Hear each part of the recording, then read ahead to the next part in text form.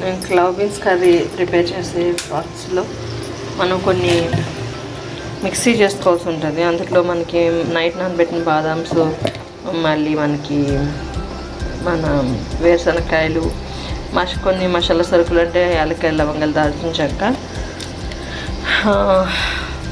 మిర్చి, ఇంకా టమాటాస్ కూడా వేద్దాం. ఈ 2 టమాటాలు కట్ చేసి వేద్దాం. ఇవి మనం క్లవ్ బీన్స్ పొడవుకి కట్ చేసుకుని మనము వేసుకోవాలన్నమాట. ఇలా నిలువుకి కట్ చేసుకుని మనం వీటిని మనము ఇట్లా వాటర్లో బాయిల్ చేసుకోవాలి. ఫస్ట్ దీన్ని మనం బ్లెండ్ చేసుకోవాలి, ఇలా మిక్సీ చేసుకోవాలి.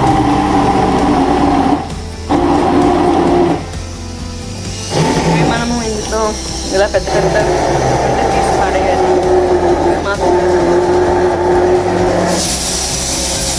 మనం కొంచెం మూకుడు పెట్టుకుని ఆయిల్ పోసుకోవాలి. కొంచెం మనం జీలకర్ర ఆవాలు వేస్తాం. ఇట్లా మనం సన్నగా తరుక్కున్న ఉల్లిపాయలు వేసుకోవాలి. కొంచెం ఉప్పు కూడా వేసుకుంటే మనం త్వరగా అవుతుంది.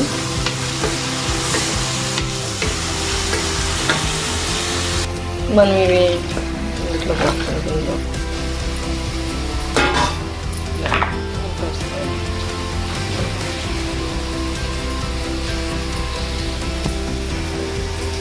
ఇది ఇలా మనం బాగా ఆనియన్స్ బ్రౌన్ అయ్యే వరకు మనం ఫ్రై చేసుకోవాలి. మనకి మాట్లాడి ఇందులో కొంచెం మనం అల్లం వెల్లిపాయ పేస్ట్ వేసుకోవాలి. అల్లం వెల్లిపాయ పేస్ట్ వేసి కలుపుతాం.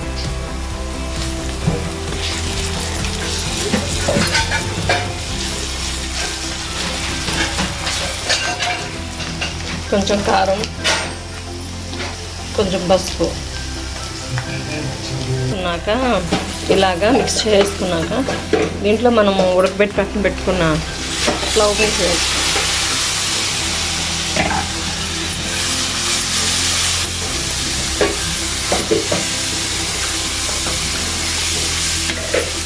ఇలా 5 minutes మనము దీన్ని ఫ్రై చేసుకోవాలి. ఇప్పుడు ఈ క్లవ్ బీన్స్ కర్రీలో మనం ఎందాక కట్టుకున్న పల్లీలు, బాదం, మిర్చి, మసాలా సరుకులు, మిర్చి, టమాటా పేస్ట్ని ఇందులో మిక్స్ చేసుకుందాం.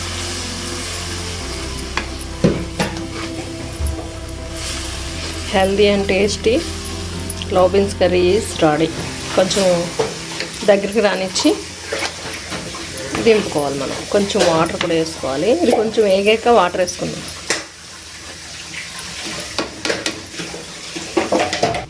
ఇది మనము తీసుకుని ఇట్లా చూసుకుని కలుపుకుంటూ ఉండాలండి అప్పుడు. ఇది మనకి ఇంత కొంచెం బాగానే ఫ్రై అయింది అనుకున్నాక దీంట్లో మనము వాటర్ యాడ్ చేసుకోవాలి. కొంచెం పచ్చిదనం అది పోయేదాకా కొంచెం అట్లాగే మనం ఫ్రై చేసుకోవాలి. ఇలా మనకి ఇలా ఆయిల్ వదిలినప్పుడు మనము దీన్ని కొంచెం వాటర్ యాడ్ చేసుకోవాలి.